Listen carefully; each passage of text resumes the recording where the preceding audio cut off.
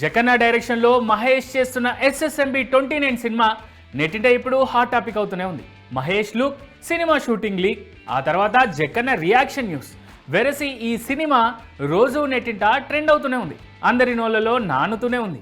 ఈ క్రమంలోనే ఈ మూవీ గురించి Odisha deputy CM Pravati Parida tweet చేయడం తెలుగు టూ స్టేట్లోనే కాదు, త్రూఅవుట్ ఇండియా ఇంట్రెస్టింగ్ టాపిక్గా మారింది.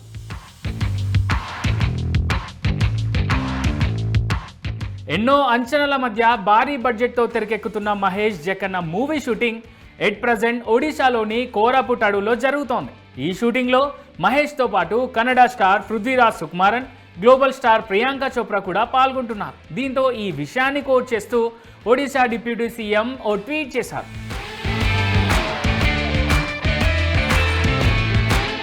గతంలో పుష్ప 2 షూటింగ్ మల్కన్గిరిలో జరిగిందని గుర్తు చేసిన ఈమె ప్రస్తుతం SSMB29 సినిమా షూటింగ్ కోరాపుట్లో జరుగుతుందని, దీన్ని బట్టి చూస్తే ఒడిశా సినిమా చిత్రీకరణకు స్వర్గధామం అంటూ తన ట్వీట్లో రాసుకొచ్చారు.